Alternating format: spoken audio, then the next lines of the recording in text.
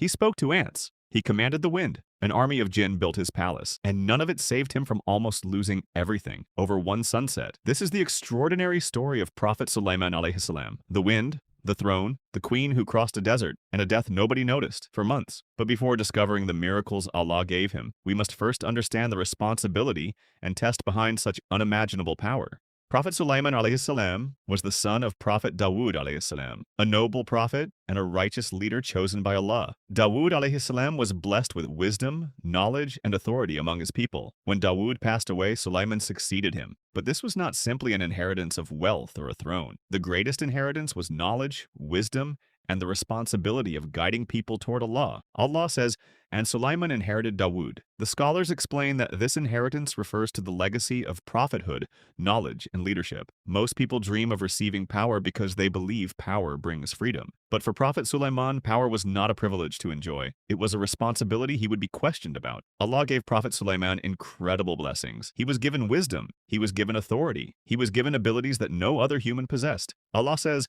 "And we certainly gave knowledge to Dawood and Sulayman. And they said, 'Praise be to Allah who has favored us over many of his believing servants.'" Notice something important. When Sulayman received greatness, his first response was not pride. It was gratitude. He did not say, "I achieved this because I am powerful." He recognized that everything came from Allah. And this is what makes Prophet Sulayman's story different from the stories of powerful kings throughout history. Because many people become smaller when they gain power, but Sulayman became more humble. Prophet Sulayman had authority over a kingdom that included humans, birds, and jinn by Allah's permission. Allah says, "And gathered for Solomon were his soldiers of the jinn and men and birds, and they were all arranged in rows." Imagine the scene. An enormous army standing before their leader. Human soldiers prepared for command. Birds organized in formation. Jinn working under the permission of Allah. To any ordinary person, this level of power could create arrogance. But Prophet Sulayman understood something most people forget. Everything belongs to Allah. The kingdom was not truly his. It was a test entrusted to him.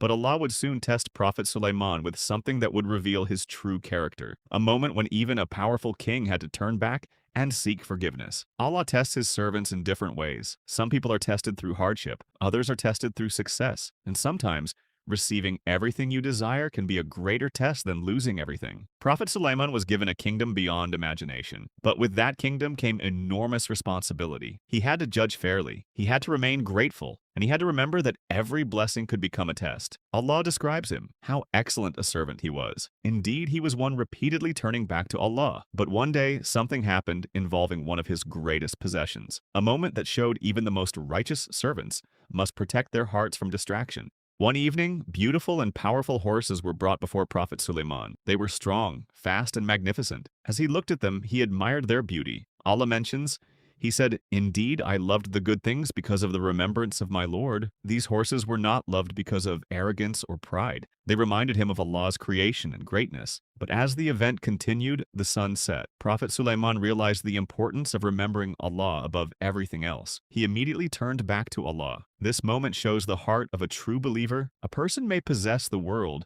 but their heart must always remain connected to its creator. The lesson was not about horses. The lesson was about priorities. Even a prophet with an entire kingdom understood that nothing should come between a servant and Allah. Till Prophet Sulayman alayhi salam turned back to Allah, he continued to rule with wisdom and gratitude. Allah blessed him with abilities that were unlike anything given to ordinary people. He made a special kingdom for Sulayman, a kingdom that demonstrated his power and greatness. Prophet Sulayman did not see these blessings as proof of his own greatness. He saw them as a responsibility from Allah. But among all the extraordinary gifts Allah gave him, one blessing would make his kingdom unlike any kingdom ever known, a force that humans had never controlled before. Allah says, "And to Solomon we subjected the wind. Its morning journey was a month's journey, and its afternoon journey was a month's journey." By the permission of Allah, the wind was made under Prophet Sulayman's command. It carried him and allowed him to travel great distances. But this was not because Sulayman possessed independent power. Every miracle was from Allah. Allah also gave him authority over the jinn. Among them were those who built and worked for him by Allah's permission. Allah says, "And among the jinn were those who worked for him by permission of his Lord. They built structures, performed difficult tasks, and worked under his command." A king with control over armies, wind, and jinn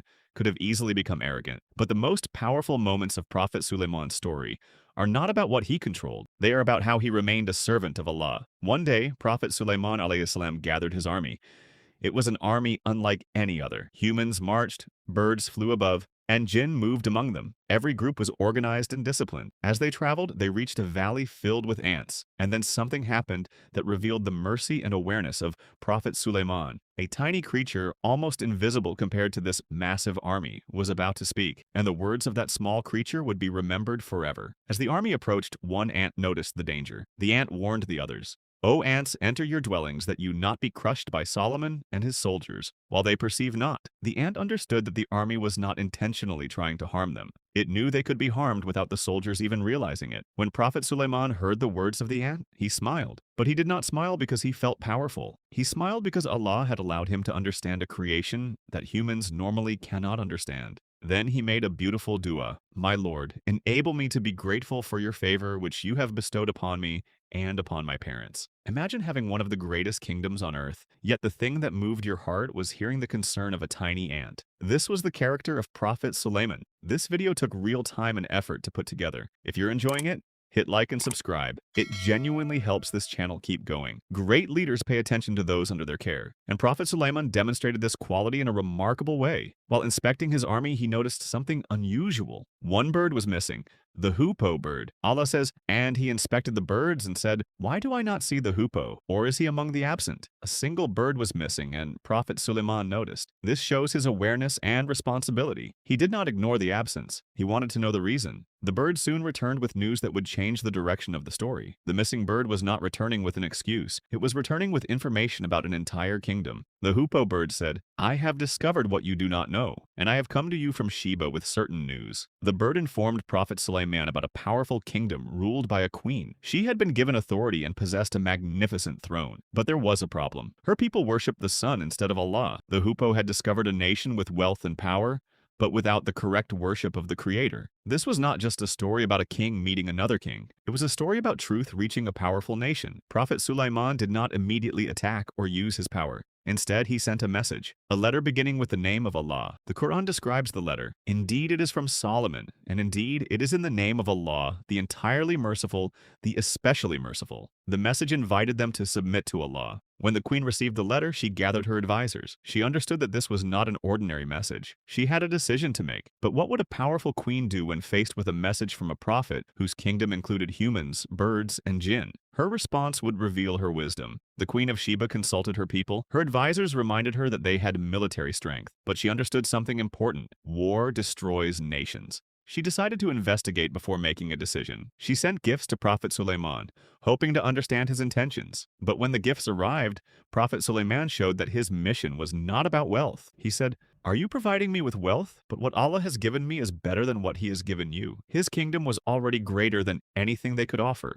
The queen thought she was testing the king with wealth, but soon she would witness something that wealth could never explain. The Queen of Sheba had decided to visit Prophet Sulayman ﷺ, but before she arrived, Prophet Sulayman wanted to show her something that would demonstrate the power of Allah, not his own power, not the power of his kingdom, but the unlimited ability of the Creator. He asked those around him, O assembly of jinn, which of you will bring me her throne before they come to me in submission? A powerful jinn responded, I will bring it to you before you rise from your place. But then another individual who had knowledge from the book said, I will bring it to you before your glance returns to you. And suddenly, by the permission of Allah, the throne was placed before Prophet Sulayman. A throne that had been in another land was now standing before him. But the greatest reaction to this miracle was not excitement. It was gratitude. When Prophet Sulayman saw the throne before him, he did not say, look at what I have achieved. He immediately recognized the true source of the blessing. He said, this is from the favor of my Lord, to test me whether I will be grateful or ungrateful. This sentence reveals the heart of Prophet Sulayman. The greater the blessing became, the more he remembered Allah. He understood that every miracle was a test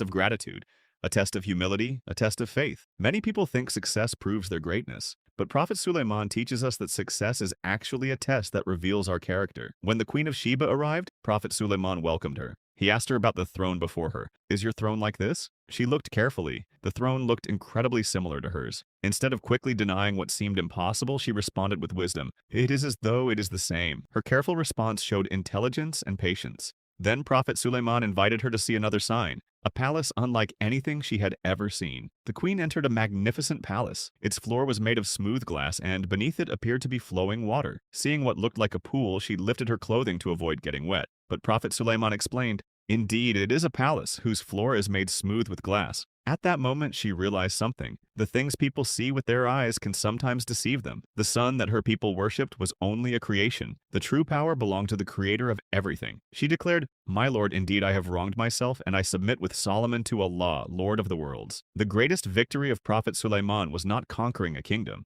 It was guiding hearts toward the worship of Allah. The story of Prophet Sulayman is not simply the story of a king with extraordinary abilities. It is the story of a servant who received extraordinary blessings and remained grateful. He controlled armies, yet he listened to an ant. He ruled over humans and jinn, yet he remembered that Allah was the true owner. He possessed wealth, yet he could not be bought by gifts. He had power, yet his heart remained humble. History remembers many powerful rulers, but very few are remembered because their power made them more obedient to Allah. After a life filled with wisdom, leadership, and miracles, Prophet Sulayman's journey came to an end. Allah says, "And when we decreed death for him, nothing indicated to them that he had died except a creature of the earth eating his staff. So when he fell, the jinn realized that if they had known the unseen, they would not have remained in humiliating punishment. Prophet Sulayman passed away, but the jinn did not know. They continued working because they were unaware of what had happened. Only when his staff was weakened and his body fell did they realize the truth. This moment carried a powerful lesson. The jinn did not know the unseen. Only Allah has complete knowledge of what is hidden. The man who commanded the wind, led armies,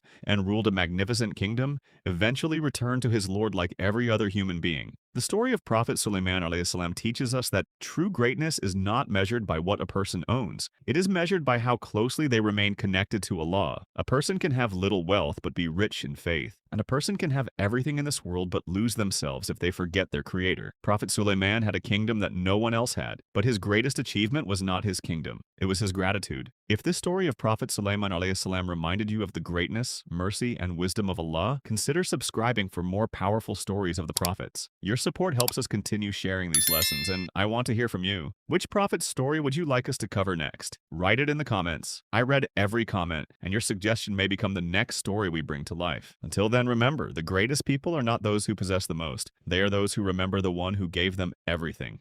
Assalamu alaikum.